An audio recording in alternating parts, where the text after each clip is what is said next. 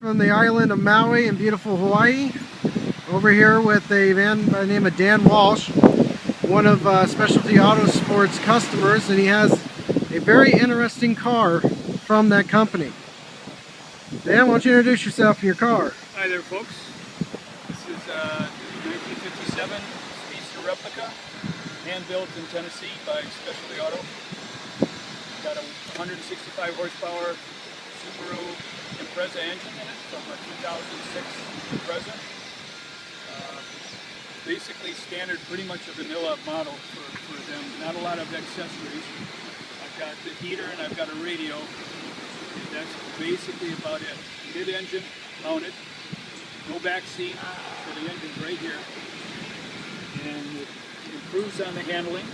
I've got flared fenders, which were an extra, and of course the wider tires. The wider tires I think are really important in this car for handling. And that's about it. 6,600 miles on it right now. I take it out about once or twice a week. What's the fastest you've ever had it up to? About 85. 85? But I know I had plenty of pedal. I just don't like to chance it. Too many cops around. Were you doing that in 4th or 5th gear? I was in 5th. 5th? Downhill though, so I got the 5th real quick. Okay. Yeah, it was in fact, I was behind a Mercedes 560 SL. He was going to try to teach me a lesson at the traffic light. I didn't catch it in time, but as soon as I figured out what he was doing, I got on it and I actually caught up to him. So it's a quick car, very fast. I don't race it, but I know you could easily beat most cars, unless you're talking Ferrari. A little bit of shot of the dashboard here. Why don't you tell me a little bit about the dashboard, all the controls and everything? Yeah, I've got you got the idiot lights on the left, generator, oil pressure, and you got the tach in the middle, and the speedo on the right side. I think they've inverted those at points, so I noticed some of them are the speedo's in the middle, the tach's on the right side. Yeah, I've seen some vehicles where they've been switched, but almost all the way the tach is in the middle. That's kind of Porsche's signature thing. Yeah, that's the way it was configured when I had my 58. Now, how about the climate controls? How are they set up? It's just a temperature gauge or temperature controls on the far right, off and on on the left, and the middle button. I have no idea what that is. I think what the middle button is it shifts it from heat to the frost up here, which I don't need. Yeah, that's what it looks like here. Yeah. So you got your wiper switch and grab handle. Switch, yeah, that's it. And the radio's underneath here, which I never use. But it's a digital. You can plug in the MP3 thumb drive if you want. I just never turn it on, so I don't know how good it is. How about this knob that's on the right-hand side of the steering wheel? What's that? Oh, that's safety lights. Oh, the hazards? Yeah, the hazard lights. Okay. I was kind of wondering where he put those on the Speedsters and the Cabriolets. He puts them in the glove compartment. Oh, wow. Yeah. Oh. Yeah, that's it. I used it once. Can we go ahead and take a look at the rear trunk? Sure.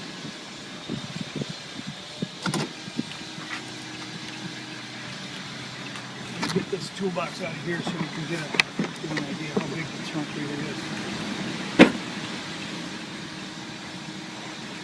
So it's flat, not very tall, but you can put a lot of flat stuff in there.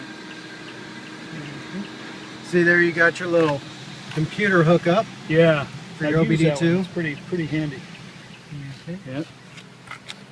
Have you ever pulled the panels off to get to the back of the engine? Yeah, I have. Is it easy or is it kind of a task? Well, you have to undo this, and then you pull this off.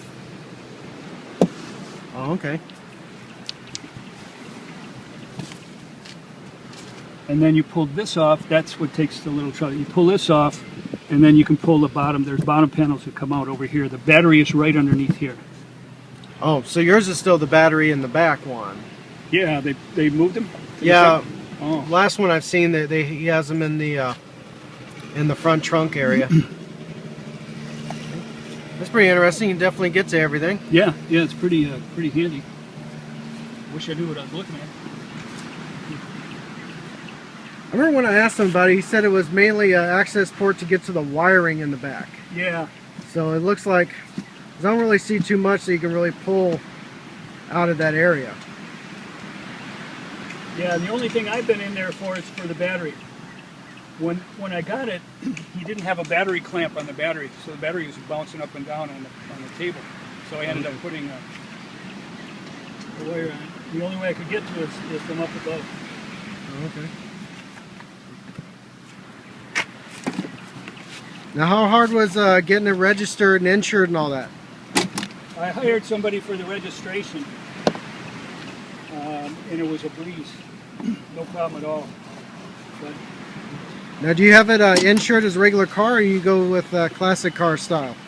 I got it through Grundy, so I didn't get any coverage other than just minimal collision and liability coverage. Okay. But I hired the guy that on Maui that does all the Toyota and Lexus registrations. I paid him a couple $100 and he walked it through for me. I didn't want any hassle. That's the place that scares me the most is the bureaucrats. The bureaucrats can kill your day. Yeah. So I was real careful with them and went through the right channel. And you got to watch that VIN because the VIN is not registered federally. Right. So if you throw the VIN number at them, being bureaucrats are, they need an excuse to say no, or they love to have an excuse to say no, so you don't want to give them that excuse. So I kept all that away from it as much as I could and let the professionals take it. Yeah. And Can we get California, from what I hear, has been a problem. Can we take a look at the front trunk? Sure.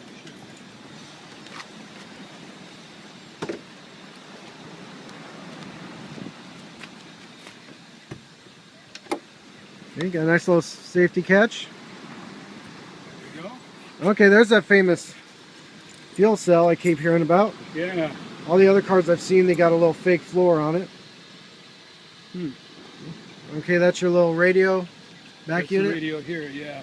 When I get into there, I could probably figure out what's wrong with that other speaker, but I just haven't bothered with it.